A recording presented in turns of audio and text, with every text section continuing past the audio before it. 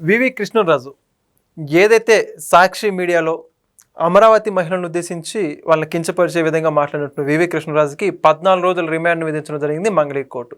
అయితే మొత్తానికి సంబంధించి ఎన్ని పోలీసులు విచారించినటువంటి సందర్భంలో అనేక కీలక విషయాలు బయటకు వచ్చినట్టు అర్థమవుతుంది.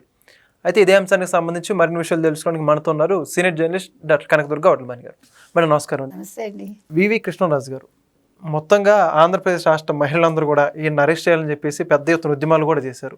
ఎట్టకేలకు పోలీసులు అరెస్ట్ చేసి కోర్టులో హాజరుపరిచినటువంటి సందర్భంలో రిమాండ్ కూడా విధించడం జరిగింది.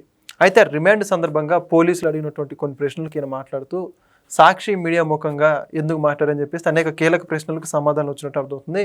మొత్తంగా ఈ పోలీసులు ఏ ప్రశ్న అడిగారంటారు, ఏనేం మాట్లాడారంటారు? అంటే వివి కృష్ణరాజు అనుకున్నారు నేను అరెస్ట్ అవ్వను, ఇదేదో నేను అంటే ఈ నివేదిక అని చెప్తే నేను తప్పించుకోవచ్చు, టైమ్స్ ఆఫ్ ఇండియా వాడు ఇచ్చిన నివేదిక ఇది నాకు సంబంధం లేదని అని అనుకున్నాడు ఆయన. కానీ మహిళలను అన్నాడు ఆయన.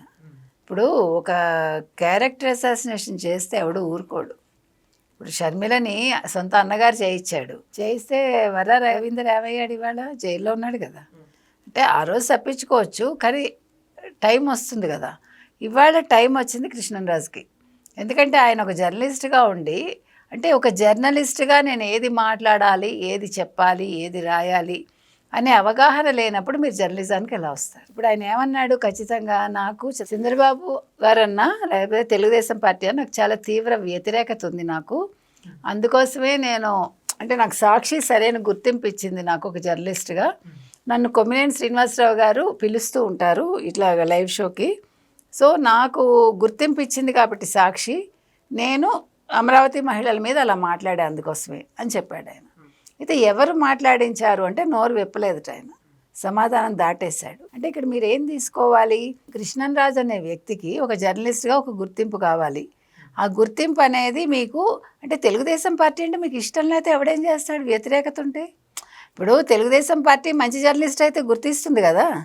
ఇప్పుడు వాళ్ళకేమీ పార్టీలతో సంబంధం లేదు. తెలుగుదేశం పార్టీకి ఒక జర్నలిస్టు సరైన జర్నలిస్ట్ అయితే వాళ్ళు గుర్తిస్తారు, అంతే తప్ప మీరు అయిష్టత పెట్టుకుని మీరు ఒక పార్టీని కొమ్ము కాస్తూ మీకు జగన్మోహన్ రెడ్డి కళ్ళల్లో సంతోషం కోసం ఒక సజ్జలు చెప్పారనో, ఒక కొమ్మినేని శ్రీనివాస్ గారు చెప్పారనో, మీరు మహిళలందరూ వేసిలని మాట్లాడితే అమరావతి మహిళల గురించి అంటే మీరు ఆలోచించి చేశారా, అనాలోచితంగా చేశారా? అంటే అనాలోచితం అంటే ఈ విషయంలో కాదు, నేను అరెస్ట్ అవుతాను అని మీకు తెలియలేదా?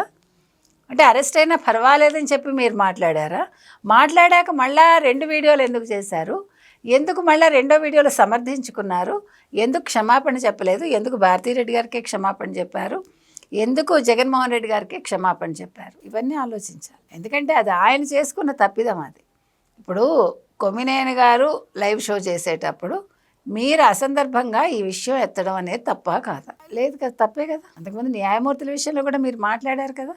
ఇది చిన్న విషయం కాదు. ఇది ఇంత ఒక మొత్తం అమరావతి మహిళలందరికీ సంబంధించి మాట్లాడినప్పుడు ఏమైంది, అది అందులో నీ కుటుంబ సభ్యులు కూడా ఉంటారుగా. తప్పు మాట్లాడలేదు, ఎందుకు పారిపోయారు ఇల్లు వదిలేసి, ఇంటికి తాళం పెట్టేసి? మళ్ళీ ఊరు తిరిగారు, ఎందుకు బెంగళూరు వెళ్ళారు, విజయనగరం వెళ్ళారు, మళ్ళా శ్రీకాకుళం వెళ్ళారు, తగరపవలస వెళ్ళారు, భీమిల దగ్గర పట్టుబడ్డారు. మరి ఎందుకు? ఇప్పుడు మనం తప్పు చేయనప్పుడు మనకు ఎదిరించే ధైర్యం ఉంటుంది. మీకు జగన్మోహన్ రెడ్డి గారు మీ వెనకాల ఉన్నారనుకున్నప్పుడు మీరు విజయవాడలోనే ఉండి ఎదుర్కోవాల్సింది. ఇప్పుడు ఎవరికి సిగ్గుచేయటం? ఇంకో మాట అన్నాడు ఆయన, మా కుటుంబంలో ఎవరికి ఇష్టం లేదు నేను ఇలా మాట్లాడడం, మా చుట్టాలకు కూడా మాకు ఇష్టం లేదు ఎవరికి కూడాను, కానీ నేను చాలా మొండివాడిని, నాకు ఏంటి అదే నాకు సాక్షి అంటే ఇష్టం కాబట్టి నేను మాట్లాడతాను, ఇంతకుముందు కూడా మాట్లాడాను అంటున్నాడు ఆయన. ఇవాళ ఒప్పుకున్నాడు. ఇప్పుడు ఒప్పుకున్నందుకు నష్టం నీకే, ఏమీ బాధ లేదు, నీకు శిక్ష పడాలి. అసలు యాక్చువల్గా మనం అయితే ఇదివరకుట్లాగా అయితే అంటే గల్ఫ్లో అట్లా తీసుకుంటే, మీరు గల్ఫ్లో అయితే తెలుసు ఎలాంటి శిక్షలు పడతాయి, చాలా కఠినంగా ఉంటాయి. మీరు దొంగతనం చేస్తే చేయి తీసేస్తాడు, అంటే మీరు చేసిన శిక్షను బట్టి మీకు అవయవాలు వెళ్ళిపోతాయి. మరి ఇప్పుడు ఈయన్ని కనుక మనం అమరావతి మహిళలకు అప్పచెప్తే ఏమవుతుందో ఆలోచించండి ఒకసారి, ఇమాజినేషన్.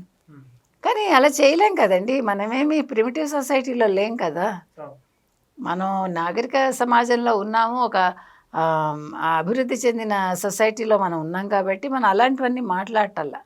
కానీ ఇక్కడ బాధపడాల్సిన అంశం ఒకే ఒక్కటండి కృష్ణరాజు గారి విషయంలో, పశ్చాత్తాపం అన్నది లేకపోవడం. నన్ను క్షమించండి అని అంటలేదు. ఆయన పశ్చాత్తాపం అనేది ఆయన కళ్ళల్లో కనిపించట్లేదు. ఆయన కళ్ళల్లో జగన్మోహన్ రెడ్డే కనిపిస్తున్నాడు. ఆయనకి జగన్మోహన్ రెడ్డి కళ్ళల్లో ఆనందమే కనిపిస్తుంది తప్ప ఈ మహిళల కళ్ళల్లో ఉన్న ఆగ్రహవేశాలు ఆయన కనిపించట్లే. మనం ఈ మహిళల్ని బాధ పెట్టాము, మనం ఇలా మాట్లాడకూడదు అన్న ఒక భావన ఆయనకి రాలేదు.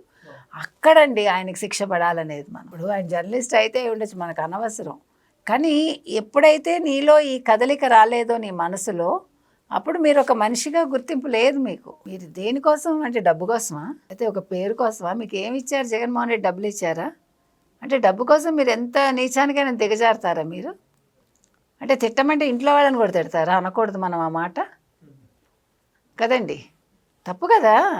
మీ ఇంట్లో కూడా ఆడపిల్లలు ఉంటారు, ఎవరి ఇంట్లో ఆడవాళ్ళైనా అనకూడదండి. శత్రువు ఇంట్లో ఆడవాళ్ళు కూడా మనం తిట్టకూడదు, అది పద్ధతి కాదు. అసలు ఆడవాళ్ళ జోలికి ఎందుకు వెళ్తారు? చేతకాని వాడు వెళ్తాడు. ఇప్పుడు మీ మీద మీకు నమ్మకం లేనప్పుడు, నేను ఈ పని చేయలేను అనుకున్నప్పుడే ఇంట్లో ఆడవాళ్ళని తిడతారు, తల్లిని తిడతారు, భార్యని తిడతారు, ఇంట్లో పిల్లల్ని తిడతారు, బయట వాళ్ళ పిల్లల్ని నేను చెప్పేది. అంటే నువ్వు అక్కడ నిన్ను నువ్వు దిగజార్చుకుని నీ చేతకాంతనాన్ని ఆ మాటల్లో నువ్వు చూపిస్తావు. ఇప్పుడు ఈయన చేసింది అదే. ఈయన చేతకాంతనాన్ని, జగన్మోహన్ రెడ్డి మీద ఉండే ఇష్టాన్ని ఈ రకంగా చూపించుకున్నాడు. భారతీరెడ్డి గారు ఒక మహిళ కదా, ఆవిడకి మరి బాధ అనిపించలేదా ఇంతమంది మహిళలను అంటూ ఉంటే? మీరందరూ అసలు ఒక ముఖ్యమంత్రిగా మీ ఆయన ఎలా పనిచేశాడు అసలు అమరావతిలో ఉండి? తాడేపల్లిలో మీరు ఉంటున్నారు కదా, ఆంధ్రప్రదేశ్లో మీరు ఎట్లా ఉన్నారు అసలు? ఇప్పుడు ఎలా ఉంటున్నారు మీరు? మీకు అసలు సంబంధం ఏంటి? ఇంకా మీకు అమరావతి మీకు నచ్చదు, అమరావతి మహిళలు మీరు వేశ్యలు అన్నాక మీరు ఆ ప్రదేశంలో ఎలా ఉంటారు? తప్పు కదండి. మనం ఒకళ్ళని తిట్టి వాళ్ళ ఇంట్లో ఉంటామా? మనం ఉండం కదా. వాళ్ళకి కూడా హక్కు లేదు. ఇవాళ కృష్ణన్రాజు ఏం చేస్తారో చూడాలి. రేపు జైలు నుంచి వచ్చాక విజయవాడలో ఉండగలడా ఆయన, ఉండడా అనేది కూడా చూడాలి మనం. ఇప్పుడు జైలు ఎలాగ రిమాండ్కి పంపించారు, నెక్స్ట్ శిక్ష పడకుండా ఉండదు కదా ఆయన మాట్లాడిన మాటలకి. ఇప్పుడు క్షమాపణ చెప్పినా కూడా జడ్జి వదలకూడదు, మనం అడుగుతున్నది అది. It's too late. ఆయన అంత కావాలని చేశాను, జగన్మోహన్ రెడ్డి కోసం చేశాను, సాక్షి కోసం చేశాను, నాకు పేరు రావడం కోసం చేశాను, నాకు గుర్తింపు ఇచ్చారు కాబట్టి చేశాను, ఇన్ని చెప్పారు కాబట్టి ఖచ్చితంగా ఆయనకు శిక్ష పడాలి. అందులో మాత్రం వెనక్కి వెళ్ళకూడదు. మరి జడ్జి ఎవరో ఎలాంటి తీర్పిస్తారో మనకు తెలియదు, మన న్యాయస్థానాల గురించి మాట్లాడకూడదు కూడా. కాబట్టి ఏది ఏమైనా కృష్ణన్రాజు గారు ఇవాళ ఒప్పుకున్నాడు, నేను మహిళల్ని కించపరచడానికి కారణం జగన్మోహన్ రెడ్డి, మహిళల్ని కించపరచడానికి కారణం సాక్షి పేపరు, మహిళల్ని కించపరచడానికి కారణం ఓ సజ్జల, ఓ కొమ్మినేని అని ఇండైరెక్ట్గా చెప్పాడు ఆయన. కాబట్టి మరి రేపు జడ్జిమెంట్ ఏమొస్తుంది, ఈయనకి ఈయన రిమాండ్కి పంపించారు కాబట్టి తర్వాత ఏం జరుగుతుంది, ఆయనకి శిక్ష పడుతుందా పడదా, ఆయన సారీ చెప్పి బయటకు వచ్చేస్తారా అనేది మనం వేచి చూడాలి. చూద్దాం. Thank you. Please subscribe to Leo News for more videos.